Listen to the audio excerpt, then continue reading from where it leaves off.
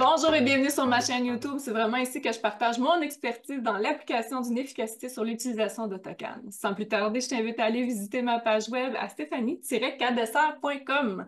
C'est vraiment là que tu vas pouvoir y trouver une multitude d'informations qui pourront te servir afin de justement appliquer des petites nouveautés, des petites façons de faire ou une méthode de travail un peu plus efficace sur le logiciel. Donc, j'ai plein d'outils, Écoute, allez voir, vous verrez. Puis si jamais vous avez besoin plus du volet plan technique, eh bien évidemment, je fais de la construction neuve ou de la rénovation résidentielle, donc agrandissement ou autre. Donc, vous allez pouvoir aller voir un peu de mes projets directement sur mon site.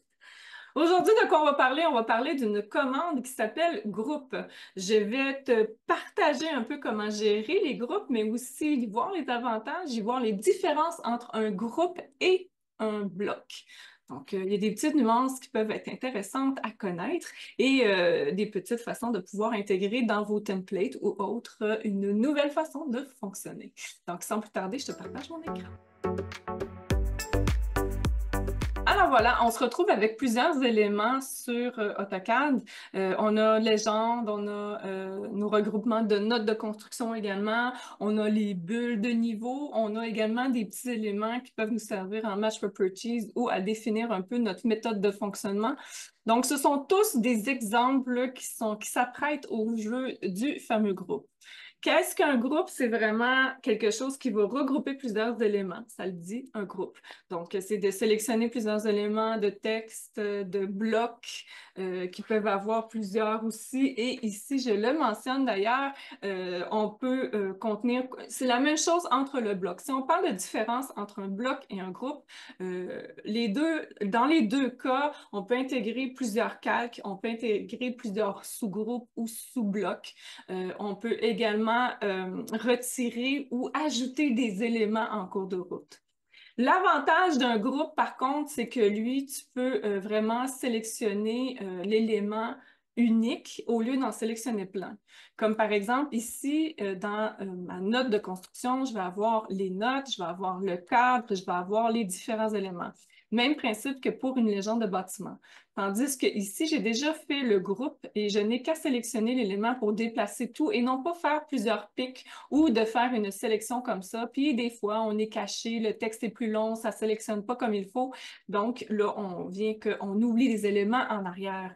Donc ça, c'est vraiment un des gros avantages du bloc. Donc, ça va nous amener vraiment une rapidité d'action au niveau de notre méthode de sélection. Il y a aussi un autre avantage, ou plutôt quelques autres avantages, mais le prochain avantage, c'est vraiment qu'on n'est pas obligé de nommer le groupe que l'on sélectionne. Sauf si on veut en faire une gestion, puis vraiment avoir un petit côté gestionnaire très développé. Puis là, à ce moment-là, je vais vous montrer plus loin une méthode où on peut renommer le tout. Sinon, on n'est pas obligé à la base. Lui, ce qu'il va faire, c'est que dès qu'on va regrouper, il va vraiment renommer un astérix, la lettre A, avec un chiffre. Et il va y aller séquentiel jusqu'à, je crois qu'il conserve. Là, j'ai pas été jusqu'au bout. Par contre, il n'est pas défini où est-ce qu'il faut. Il serait idéal de ne pas prendre beaucoup trop d'éléments. C'est une centaine d'éléments dans un groupe, là, ça se pourrait que ça plante. Ça, c'est un petit désavantage. Sinon, il y a aussi la possibilité d'éditer l'intérieur. On peut intégrer ou retirer des éléments au travers d'un bloc à une simple, un peu le même principe, pas un bloc, mais un groupe, un peu le même principe que le bloc, retirer des éléments ou en ajouter. L'avantage qu'on a avec un groupe, c'est que on peut continuer nos éditions de texte ou encore le Match Properties, même si le groupe est formé, ton élément garde sa propriété et sa priorité aussi. Donc, mettons que moi, ici, j'ai un groupe. Donc, normalement, j'aurais pu simplement, dans le cas où je ne suis pas regroupée, double-cliquer sur l'information et éditer mon texte. Dans cette situation-ci, je ne peux pas faire ça. Il faut vraiment que je rentre sur mon Edit texte, mettons. Texte Edit. Texte Edit, bref. Et là, quand je suis dans l'édition de texte, je peux simplement sélectionner le texte et le corriger. Même principe si je veux faire un Match Properties. Je peux simplement aller sélectionner la ligne et après ça, faire un match property sur mes éléments. Donc là, moi, je sais que j'étais sur un mur intérieur dans cette situation-ci. Donc, il n'est pas interdit de rentrer dans le bloc, même si les éléments sont regroupés. Je dis bloc, mais le groupe. Donc, pour créer un groupe, déjà à la base, c'est quand même assez simple. On sélectionne tous les éléments. Moi, ça, c'est la façon que j'affectionne. C'est celle que j'utilise, en fait. Donc, je sélectionne tous les éléments. Je m'assure qu'ils sont vraiment tous sélectionnés. Je fais le bouton droit de la souris et je crée un groupe, tout simplement. Donc, si je sélectionne des éléments non regroupés versus des éléments groupés, vous allez voir qu'on voit parfaitement le contour des éléments groupés.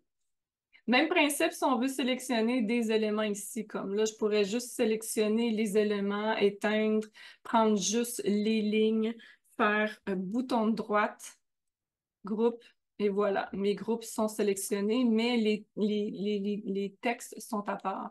Sinon, je peux vraiment tout sélectionner les éléments. Je m'assure évidemment que tout est sélectionné et je fais une création de groupe. Donc, comme vous pouvez voir, il y a plusieurs façons de fonctionner au niveau. Ça dépend encore là de ton analyse. Même chose pour les bulles de niveau. Encore une fois, on peut vraiment sélectionner à part toutes les choses. Je pense que vous avez un peu compris le principe. Sinon, il y a aussi la façon d'aller sélectionner et de passer par le menu déroulant, qui est le menu du ruban, pardon, qui est ici au niveau du Home, l'onglet Home et la section groupe. Puis on fait simplement sélectionner groupe et voilà, c'est fait. Sinon, ben, il y a aussi de le marquer au clavier groupe, de sélectionner les éléments désirés et de faire un Enter. Si on veut renommer un groupe pour pouvoir aller faire vraiment une gestion du groupe, c'est soit qu'on va remarquer groupe au clavier. Lui, automatiquement, il va soit nous demander de sélectionner des éléments pour en créer un nouveau ou de sélectionner un groupe. Dans cette situation-là, je vais sélectionner un groupe. J'attire votre attention dans la barre d'outils. On peut soit sélectionner l'agent pour changer son nom ou sa description. Donc, si je fais changer le nom, moi, ici, je vais l'appeler Note Construction. Enter. J'ai dit oui. Et par la suite, par contre, quand on sélectionne un groupe, on ne verra pas les éléments. Si on va aller faire une gestion de groupe, je vais attirer votre attention sur, encore une fois, le ruban. Ici, vous allez venir dans le groupe, ouvrir le petit menu déroulant dans le groupe Manager, juste ici. Comme vous pouvez voir, on retrouve les différents groupes que j'ai déjà de créer et qui ont un nom. Évidemment, ceux qui ne sont pas renommés ne vont pas figurer dans l'objet grouping.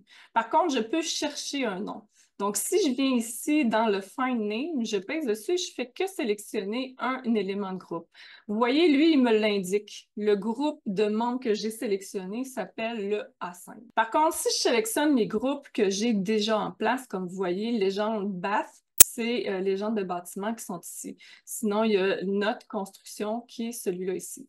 Je pourrais ajouter une description. Comme ici, ça, c'est la légende de plan projeté.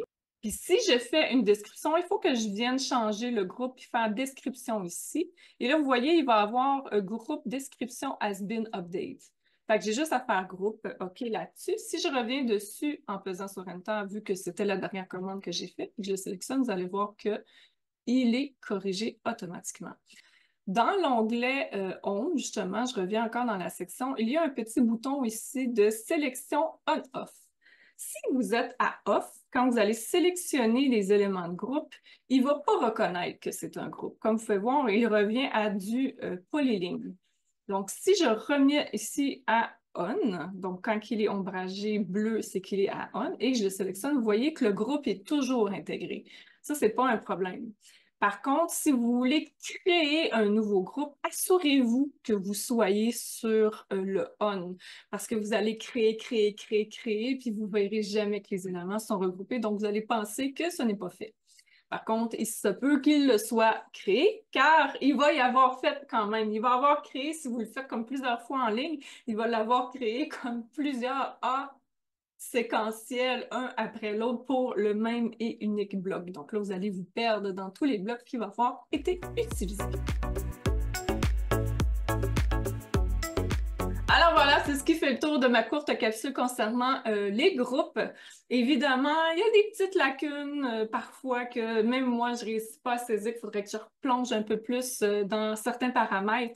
Mais ce que j'ai découvert, c'est qu'entre autres, la petite boîte de dialogue pour la gestion des groupes, parfois c'est long avant de voir les différents groupes qui se sont accumulés. Donc, ça, c'est une petite chose que je trouve un peu en lacune, mais sinon, somme toute, je trouve que c'est un outil fort intéressant. Donc, sur ce, je vous souhaite à une prochaine capsule.